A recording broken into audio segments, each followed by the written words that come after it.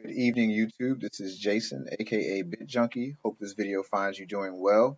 It's Friday, January the 5th, and we get to talk about USI today. Apparently, they've shut down operations in America and Canada. So I want to give you my thoughts. We'll go over the facts and look at exactly what we're dealing with here, and we'll talk about it. All right, so let's take a look here.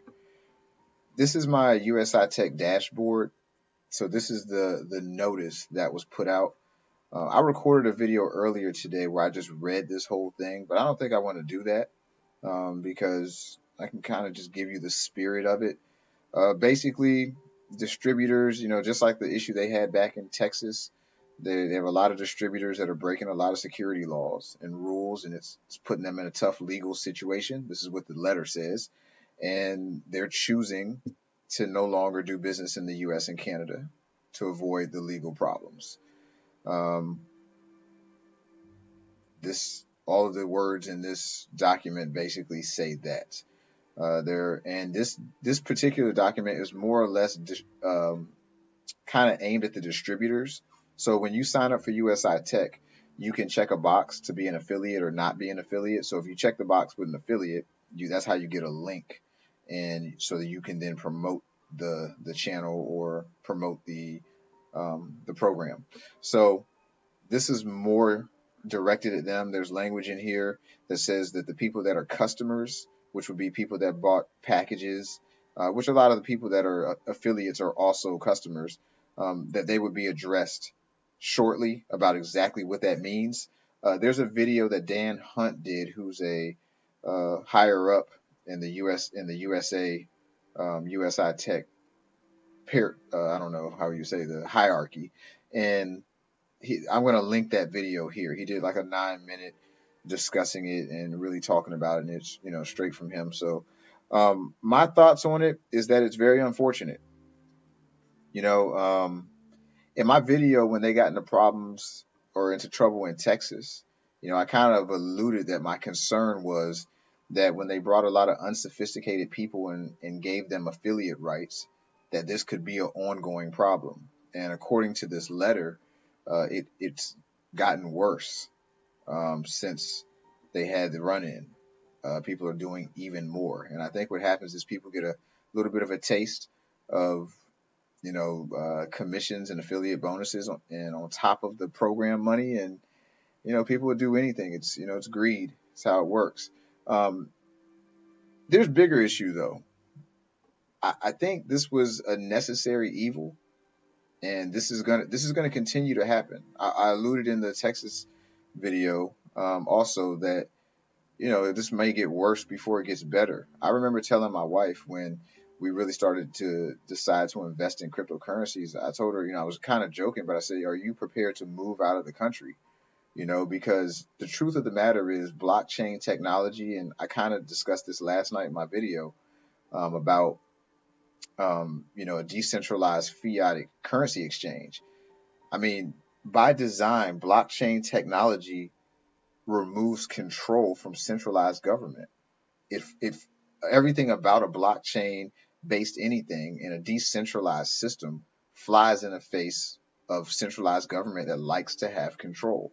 And when you specifically are dealing in an industry that deals with finance and money, it's going to be really, really difficult. And the United States is probably among the most regulated countries in the world. So to do any type of financial business here, to be decentralized, and from outside the country, and then mix in there unsophisticated people that represent your company. I mean, it was always going to be a tough sell. I'm not really down on USI per se. I guess we'll see what happens going forward as far as their solvency with losing all of the American population as a funding source. So who knows what that's going to do to their infrastructure going forward. Based on the video that I watched, my understanding is people that have money invested in packages, you're considered a customer, and they're going to address that later. But the video, Dan Hunt says that the packages will continue to run, and they'll pay out the packages that you've purchased and get your return per the agreement. You just will not be able to buy anymore, or do anything else with USI in America. Their sales channels are closing. So, like I said, it's very unfortunate. Um, us at CryptUnite Global, uh, we feel as though this is going to be kind of par for the course in America. The best, if you go back to some of my earliest videos, the best use case for Bitcoin, I discussed this in all my early videos when we were really laying the foundation. The best use case for Bitcoin and cryptocurrencies is not in America. It's not. And the most resistance and the most cease and desist and things that we're getting like this are going to happen here. I'll tell you what I know. Cryptocurrencies were a $20 billion industry earlier this year. And now you look at this number up here, $784 billion. And the use case for cryptocurrencies, most of them, the best uses of them, are not in our country. It's in countries with unstable currencies and financial issues that need a store of value or another way to value a currency if your government is unreliable. And the countries that are overly regulated like ours, this takes control away from them, and it's going to be a fight. It's going to be a fight. This is what it is. And for me, how I'm viewing this, it's just a challenge to CryptUnite Global. Is called global for a reason. There's 7 billion people on our planet, and there's all types of markets out there. And we're watching cryptocurrency go from a $20 billion industry to $750 billion industry now, and that still is less than 1% of the cash in the world. So I would always tell you how Bitcoin is young and we're early in the cycle and we're still in the invention phase. We're still in the invention phase with cryptocurrencies as a whole, and it's going to grow exponentially to a really, really large thing worldwide. And there's going to be cases like this of stuff getting shut down along the way. This is just going to be a part of it. But at CryptUnite Global, what we're going to try and do is be global. Now, I don't want to detail any exact plans as far as what we're going to do as far as internationally, but I'm looking at cryptocurrencies as a worldwide event, and I'm going to still be involved. And as we go, some of the things that we get involved with are going to get shut down in certain regions. It's how it's going to go because it's new, it's disruptive, it flies in the face of government who have all the money and the power. So this is how it's going to go. So if you're a little squeamish for this kind of thing, you may want to stay away from cryptos because we're going to deal with a lot of variations of this. The legislation is going to get written as we go, and this is going to be a part of it. So I'm ready to strap in and get versatile and and learn how to use my sea legs and move when things are a little uncomfortable. So it's unfortunate for USI-Tech. Hopefully they'll be okay. But the cryptocurrency universe is continuing to grow, and as I told you in a couple of videos ago, I'm going to get my slice of that pie. And us at CryptUnite Global, that's what we're coming together for. We didn't come together for USI-Tech. It's one of the things that we bought into, and it was profitable. And now they're not dealing in America, so we have to pivot. That's it. We have to pivot, and you do something else. But I'm not leaving this once in a lifetime opportunity alone because the government doesn't like this particular company. And I will say USI-Tech is a use case for why BitConnect and some of the other platforms out there are anonymous. I watched an interview with the lending platform CEO where they asked him point blank, so are you going to release who you are and all the information? And he said, no, we're going to remain anonymous. And he detailed over a couple of minutes exactly this scenario. USI-Tech is a use case of a company that came to America, hired attorneys, talked to the SEC, asked about compliance, used a know your customer policy, which is an American thing, and a lot of other countries, G7 countries, use it, but a know your customer thing where you have to use identification and proof of address and know who you are. And it's kind of like trying to do it the way that the government wants you to do it. And in the end, it matters not. People don't like it, and they're going to shut you down if you give them the opportunity to do so. So, and that's what's happened.